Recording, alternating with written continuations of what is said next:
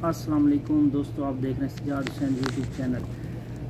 आज की वीडियो बनाने का मकसद सिर्फ़ और सिर्फ एक दो दोस्तों के सवाल हैं और उनका जवाब देना। उनके सवाल ऐसे थे कि मैं कमेंट्स में जवाब नहीं दे सकता था, तो मैंने सोचा उन पर छोटी सी वीडियो बना लूँ।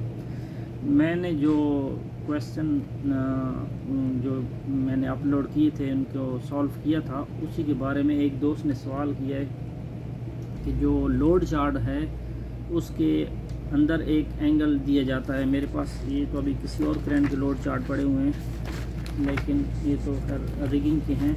चले मैं देख लूँगा बाद में, वो आपको मैं दिखा भी दूँगा।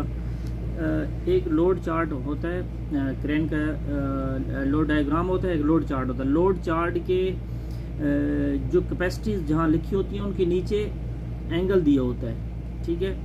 तो वो एंगल उसे हम लोडेड बूम एंगल कहते हैं।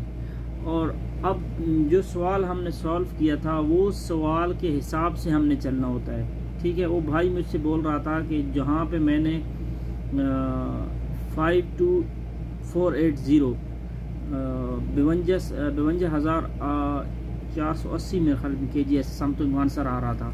तो उस सवाल में कि वो ऊपर नीचे तो डिग्री और लिखी हुई है, लेकिन हमने 70 डिग्री से लिया। तो उस भाई को बताने का मकसद ये है कि जो क्वेश्चन हमें दिए जाते हैं, जो हम सॉल्व करते हैं, वो हम क्या देखते हैं कि उससे हमें वो क्या चीज़ पूछ रहा है।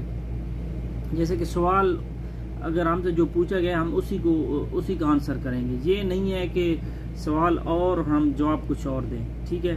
पहली तो ये बात। फिर अब मैं आपको टेक्निकली एक चीज़ समझाता हूँ कि उस सवाल में उसने पूछा था कि what is the grass capacity at the maximum radius, ठीक है, मैक्सिमम रेडियस। अब वो उसने ग्रास कैपेसिटी पूछी थी मैक्सिमम रेडियस पे।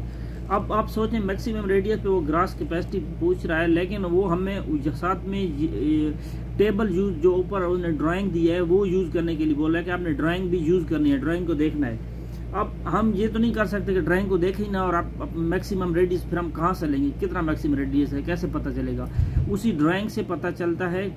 मसलन उस ड्राइंग में उसने हमें एक टिप हाइट दी हुई थी और एक उसने हमें 70 डिग्री का एंगल दिया हुआ था, ठीक है। अब एंगल और टिप हाइट जब उसने दी तो हमने वहाँ से क्या निकाल लिया, हमने बूम लेंथ निकाल ली। जब हमने बूम लेंथ निकाली तो वहाँ से हमें वो उसका मिनिमम उसका रेडियस मिला, ठीक है। सेम बूम लेंथ पे जब हमने मैक्सिमम रेडियस देखा तो वो हमारे पास ऑलमोस्ट 5 आ रहा था, मिनिमम 4 आ रहा था और वो 5 आ रहा था मैक्सिमम। तो हमने मैक्सिमम रेडियस पे उसकी हमें वो कैपेसिटी मिल गई, ठीक है। कैपेसिटी मिल के हमने लोड चार्ट में चले गए और वहाँ से हमने उसकी ग्रॉस कैपेसिटी चेक करके आंसर कर दिया और आंसर हमारा ठीक था। ये सवाल मैंने बहुत बार किए हुए हैं और अल्हम्दुलिल्लाह मेरे ये तीसरा कार्ड है। मैं कोई पहला या दूसरा नहीं है, तीसरी बार अल्हम्दुलिल्लाह मैंने टेस्ट पास किया है। और कुछ सवाल तो मुझे ज़ुबानी भी याद है, जिनके आंसर भी याद हैं और वैसे भी याद है, मुझे उनको हल करने की ज़रूरत भी नहीं पड़ती, मुझे वैसे भी याद है। लेकिन क्योंकि जो नए दोस्त आते हैं उनको समझाने के लिए थ्रू द वे जाना पड़ता है, एक तरीके के रास्ते से जाना पड़ता है। ये नहीं है कि मैं जस्ट उनको रटा लगवा दूँ। तो वो तरीक़ार उसका वही है, आपने वो वाला लोडेड बूम एंगल वाले पे नहीं जाना। जब उसके सवाल आगे आएंगे उसको वो कहाँ यूज़ होता है, वो क्यों यूज़ होता है, उसके बारे में फिर मैं आपको आगे उन सवालों में बताऊँगा। इस सवाल में आपने उस एंगल को नोट नहीं करना, वो ग्रास कैपेसिटी का सवाल था और जो तरीके से मैंने किया उसी तरीके से हल होता है, उसका वो आंसर भी बिल्कुल ठीक है। एक तो ये बात होगी उस भाई का जवाब। दूसरा एक भाई ने पूछा है कि मुझे दोस्त बोलते हैं कि क्रेन का जो लोड लिफ्टिंग है आपने 40 से नीचे नहीं करनी और 65 और 70 उसने लिखी थी, उससे ऊपर नहीं करनी। तो हर बंदे ने अपने कुलिये बनाए होते हैं और वो इसी चीज़ें, ऐसा क्रेन ऑपरेशन में ऐसा टेक्निकली कुछ नहीं है, ठीक है। जो आपके ये बना है ना, ये क्या कहते हैं रिंग डायोग्राम, उसमें उन्होंने 80 तक उसकी एंगल दिया होता है और 20 तक भी दिया होता है एंगल। उसके बीच में उन्हें रेंजेस दी होती हैं, कैपेसिटीज दी होती हैं, रेडियस दी, सब कुछ दिया होता है, ठीक है। अब आपकी क्रेन कंप्यूटराइज है तो आप फुली एक्सटेंडेड जब आउटरिगर करेंगे और उसको काउंटर वेल्ड लगाएंगे तो आप उसको 20 या 20 नहीं तो 30 तक भी आप डाउन दे सकते हैं अगर आपकी कोई सिचुएशन ऐसी है। लेकिन आपने क्रेन को करना है और कैपेसिटी और अपनी कॉन्फ़िगरेशन को करना है। अब ये नहीं है 40 बहुत डिग्री होती है, सम टाइम हम 30 पर भी काम कर देते हैं। जब लोड ही इतना कम हो, हल्का सा हो, छोटा सा हो, तो हम डाउन करके 30 पर भी डाउन करके बंदा काम कर लेता है। ऐसा कोई रूल नहीं बना हुआ। देखना आपने ये है कि आपकी क्रेन की कॉन्फ़िगरेशन क्या है, उसकी 30 एंगल पे, या अगर ज़्यादा अप करना है तो आप 65, 70, 75 तक भी हम लेके जाते हैं।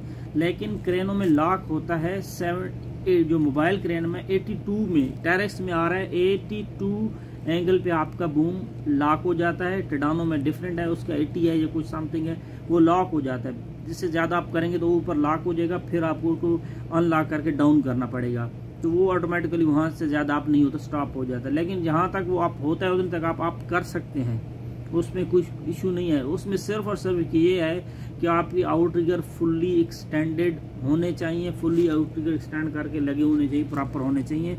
आपकी कॉन्फ़िगरेशन क्रेन के जो काउंटर वेट रिक्वायर्ड है, जो सिचुएशन पे जो लोड उठाना है, उसके हिसाब से आपने चलना है। अगर कोई आपको ये कहता है कि नहीं कि ये बिल्कुल ऐसा पॉसिबल नहीं है कि आपने 40 से नीचे काम नहीं करना और 60 या 65 या 70 से ऊपर काम नहीं करना, ऐसा नहीं है। आप काम कर सकते हैं। हर जगह की अपनी सिचुएशन होती है, अपनी रीगिंग और ऑपरेटिंग जॉब ही ऐसा है। एवरी डे, हर दिन आपको नए तजर्बे मिलते हैं, नए नए काम करने को मिलते हैं। कुछ पता नहीं कल आने वाला काम क्या हो, परसों आने वाला काम। बाकी फील्ड्स होती हैं, उनका डेली एक ही काम होता है। जैसे कोई फील्ड है को बार बार उसको उसी काम को रिवाइंड करते रहते हैं। हम चलाते तो क्रेन है, लेकिन आगे आने वाला हर काम हमारे लिए समझ लो कि नहीं होता है कि आज यहाँ काम किया, कल कोई और लोकेशन होगी, वहाँ कुछ और लोड उठाना होगा, डिफरेंट जगह होगी, डिफरेंट चीज़ें होती हैं। रिगर के लिए डेली चैलेंजेस होते हैं, ऑपरेटर के लिए भी इसी तरह चैलेंजेस होते हैं। तो हमने अपने ये चीज़ें जब हमें पता होगी ना क्रेन के बारे में, एग्जैक्ट हर चीज़ हमें जब पता होगी, तो फिर हमें अल्हम्दुलिल्लाह कोई इश्यू नहीं होगा उसमें।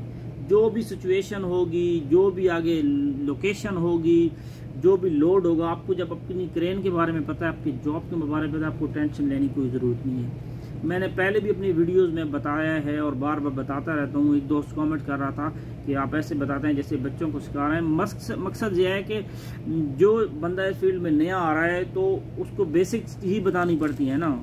तो मसला ये होता है कि अगर बेसिक उसको पता नहीं है तो फिर आगे कैसे चलेगा। तो उनके लिए ये चीज़ें बतानी ज़रूरी होती है। जिसको पता है वो बेशक अगर चाहे तो मेरी वीडियोज़ ना देखे, लेकिन जिसको ज़रूरत है उनके लिए हम ये वीडियोज़ मैं बनाता हूँ।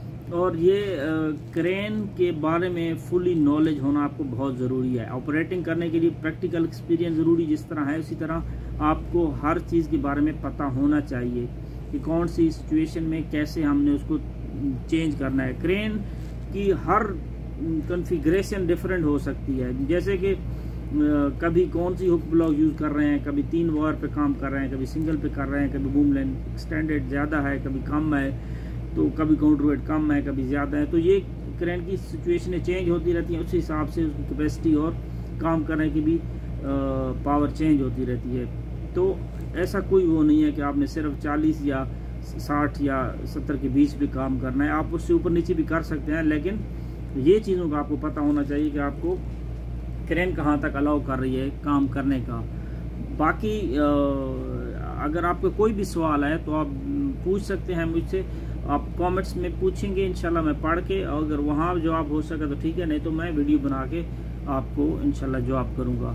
उम्मीद करता हूँ आपको समझ आ जाएगी मेरे जो आंसर मैंने किया है। फिर भी कुछ ना समझ आए तो मैं फिर आपसे बात करता रहता हूँ, फिर भी इंशाल्लाह करूँगा। और उम्मीद करता हूँ दुआ में याद रखिएगा।